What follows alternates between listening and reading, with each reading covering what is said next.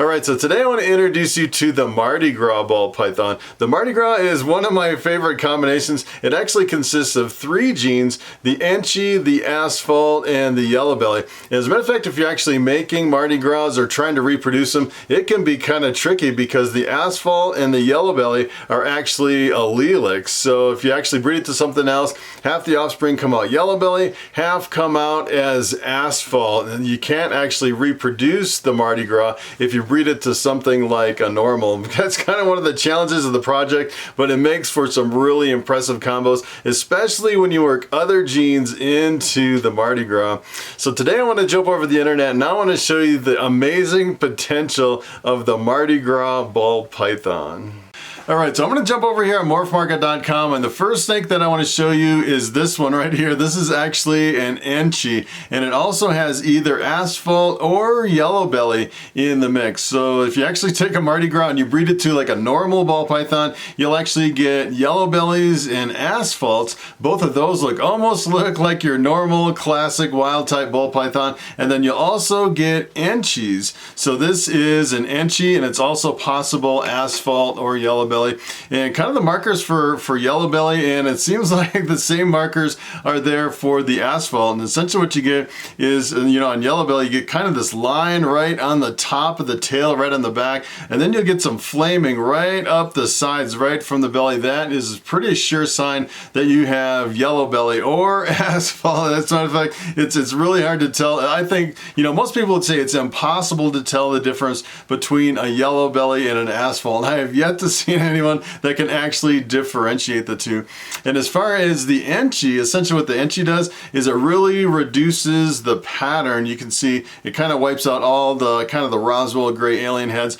And this one's kind of interesting too, because this is possible orange dream, and orange dream can be kind of tricky actually identifying it, especially with inchi, because the orange dream reduces the pattern almost to the degree that you actually have with the inchi. And the orange dream also brings out some of the orange, and the inchi also brings out some of the orange too. So you probably know from the pairing that this is, this is definitely from a Mardi Gras, because it has the inchi, it's either asphalt or yellow belly, and possible orange dream. Or, this could actually be, as a matter of fact, they could have misidentified this. Maybe there could be a possibility that this could be an orange dream asphalt or yellow belly. Sometimes it can get really confusing with the identification, unless you're a really experienced breeder and you can pick out the difference between the inchi and the orange dream.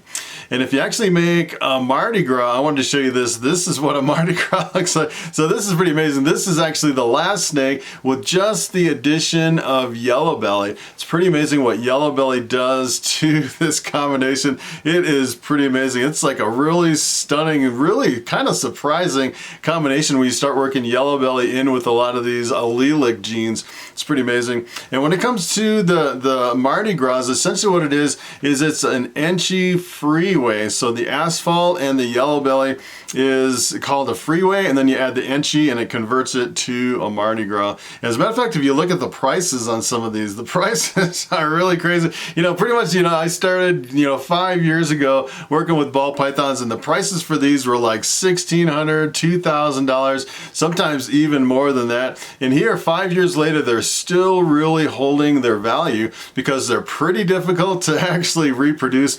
As a matter of fact, I came over here into the genetic wizard, and you can actually plug in all your combinations over here on the world of ball pythons and do your pairing and figure out what the odds are for any pairing of 2 ball pythons.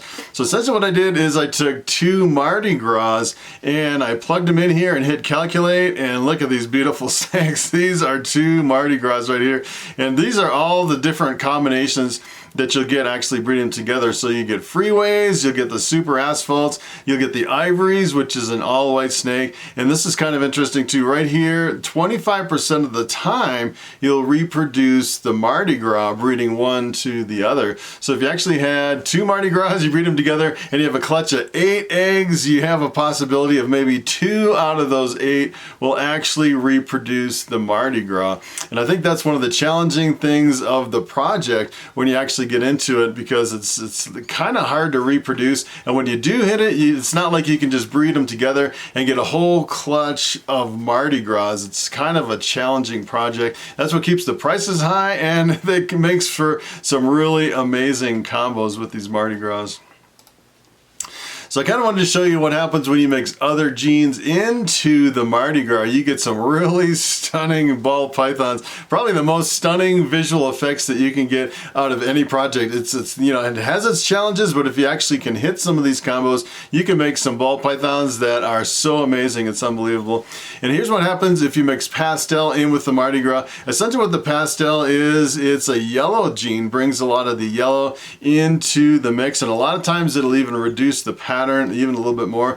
And here's the Pastel Mardi Gras. Take a look at this one. And this is kind of an anomaly over here. I've seen very few ball pythons with so much purple. It's kind of weird. I've run into a few of these really bright purple ball pythons, and I think a lot of times the purple in a lot of combos is really bright when they're smaller and kind of fades out a little bit as they get older. But man, I would really like to see a completely purple ball python that really holds the purple on into, you know, as an adult when it gets older. It'd be pretty awesome. And it's kind of interesting too with the Mardi Gras that, you know, that's extremely variable from one example to another. And I think a lot of it is pretty much, I think, primarily due to the differences of the yellow belly. I've seen a lot of differences in the highways and the freeways and the pumas and all the yellow belly combos that are allelic. And I think it comes down to different lines of yellow belly, or different versions of what we all kind of group together as kind of the yellow belly complex, I guess you'd say. Most people just kind of say this is a yellow belly, and there's no distinction as far as lines or what the visual effect's going to be from one snake to another. As a matter of fact, I can show you another example of this one. It looks completely different. One of the things I like about this is the crazy head stamp. Look at the head on this one. That is the craziest head I've ever seen. And take a look at this one. This is the same snake over here. This is the Inchi Pastel Freeway, or the Pastel Mardi Gras. You can see there's pretty much no purple at all in this snake. It's pretty amazing. It still has that crazy head pattern on the head. Pretty amazing. So here is the spider ball python. If you actually work spider into a Mardi Gras, you get one of the kind of the weirdest visual effects that I've ever seen. You can't even tell that spider is in the mix anymore when you mix it in. And spider is actually a dominant mutation. Usually it has this crazy spider web pattern right down the top of the snake. That's where it gets its name, from the spider web pattern. And it's actually just one gene. You breed it to something else, and half the offspring come out as spiders. So here's what happens if you work spider into a Mardi Gras. Take a look at this crazy snake. This is like no combo I've ever seen before, and something between all these genes and the spider really jumbles it up to where you completely lose. As a matter of fact, it's almost impossible to tell that this is a Mardi Gras unless you're actually familiar with the spider Mardi Gras. It kind of completely changes the appearance of the Mardi Gras, and it completely changes the appearance of the spider, where you can't even tell that they're in there. It makes for one of the craziest combos that I've ever seen. It's pretty amazing. And you can actually look at a lot of spider Mardi Gras, and they all pretty much look exactly like this. So here is the super inchi. So if you actually breed two Mardi Gras together, one of the possibilities is you'll actually get a Mardi Gras with 2 copies of the inchi in the mix. I think it's 1 out of 8 odds you'll actually get a super inchi Mardi Gras. And this is what it looks like. You know, essentially what it does is it really reduces the pattern even more and brings out a lot more of the orange when you have 2 copies of inchi. And here's what it looks like if you actually have 2 copies of inchi in your Mardi Gras. It makes for a really amazing combo. I really like how it brings out a lot of the orange and just kind of really changes the pattern on the snake. Pretty awesome combo.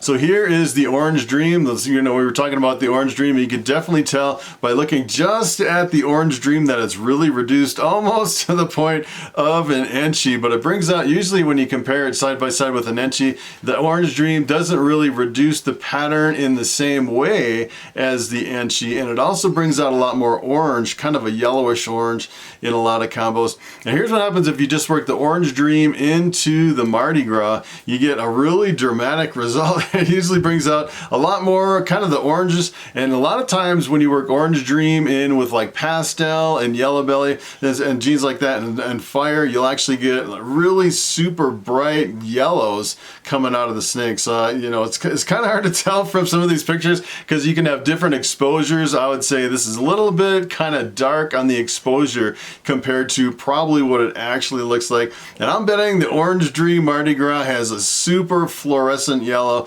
coming right on top of the snake. It's probably even more yellow than what you're actually seeing in this picture.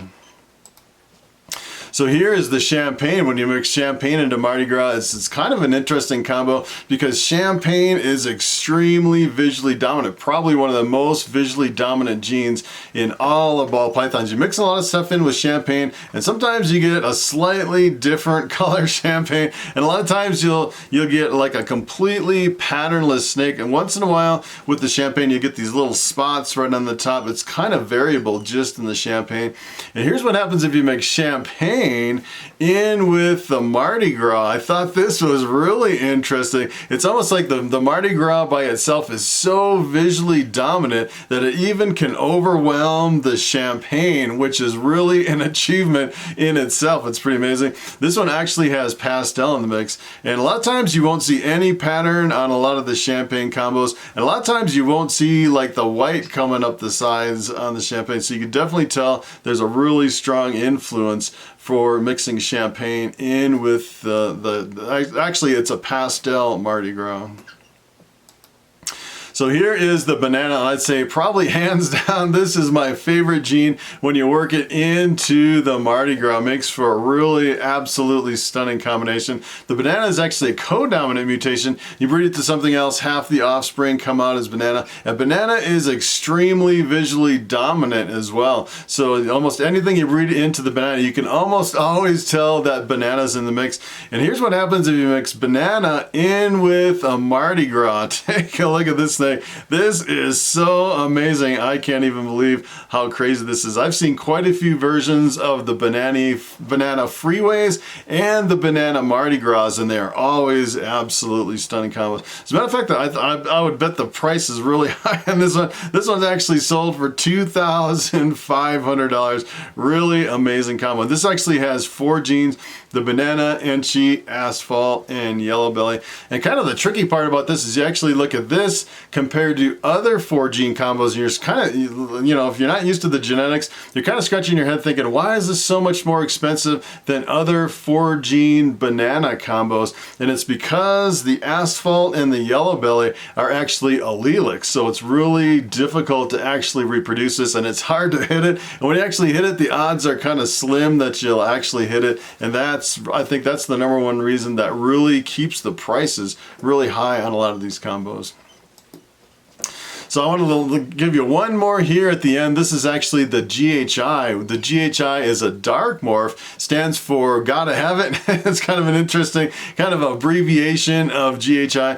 And essentially what GHI does is it really gives a dark background in a lot of combos. It's one of the really true dark morphs, and the GHI really jumbles up patterns in a lot of cases. Almost acts like the leopard, where it'll jumble up the pattern, but with the GHI, you can actually mix the GHI in with even really bright genes, and it'll still even darken the background, kind of unlike the leopard. So this is what happens if you mix GHI in with the Mardi Gras. Take a look at this. If you're going over to the dark side with the Mardi Gras, you can add GHI into the mix. Look at this crazy snake. I really like just the electric yellow pattern on the side, and look at the head on this thing. That is a crazy head. Almost looks like it has a mask on or something. It is pretty wild. And this little kind of a yellow right behind the head, that is pretty intense. Some of these Mardi Gras combinations are absolutely stunning.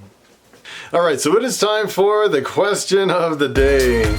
And Kevin Garcia asks, What's your dream ball python morph? And that is a very good question. As a matter of fact, when I first started in ball python, I did have a couple dream morphs that I were kind of eyeing at the very beginning. And now, further, many years down the road, after you get into it and start looking at all these morphs, I end up with a whole list of dream morphs. A lot of stuff that I'd really like to get into. And kind of the top 3 on my list, probably the next one that I'm going to invest in is the Confusion project, or some people actually call it the acid or the static. Some people think the Confusion, the acid, and the static are all the same gene. And essentially what that does is it really makes the patterns explode on ball pythons and gives them some really crazy patterns on the belly of the snake. It's pretty awesome. That's probably the next thing. They're pretty expensive right now. I'd say to get into kind of the low end, you're looking at about $1,500, which is quite a bit of money. I usually actually use the money from the sale of my hatchlings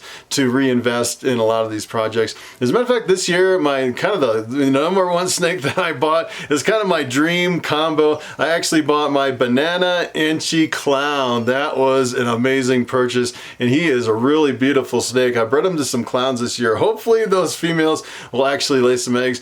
And then a couple more things I'm actually looking at. Another one is probably the Mardi Gras and the inchi and the freeway. That's probably the number 2 thing I'll get into maybe in a couple years after I get into the Confusion project. And then after that, I'm thinking maybe getting into some really high silver and black axanthics, some of the really awesome high-end axanthics. That'd be pretty cool.